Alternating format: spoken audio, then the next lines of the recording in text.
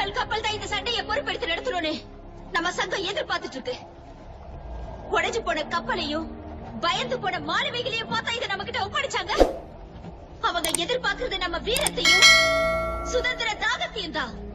எதிரிகள் கிட்ட பீரங்கியும் பயங்கரமான ஆயுதங்களும் இருக்கலாம், ஆனா நம்ம கிட்ட உயிரை துச்சமா மதிக்கிற தைரியமான வீரர்கள் இருக்கிற வரைக்கும் அதுனால ஒண்ணும் பண்ண முடியாது.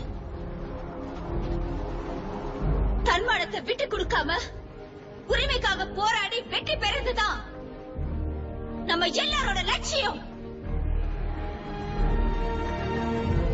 வெற்றி நமக்கு தான். வெற்றி கொடியை ஏத்துங்க. கொடியை ஏத்துங்க. கொடியை ஏத்துங்க. கொடியை ஏத்துங்க. ஆமா, நமக்கு இப்போ ஒரு புது தெம்பு வர ஆரம்பிச்சிருச்சு. நாம அவங்களை எதிர்த்து போராடுவோம்.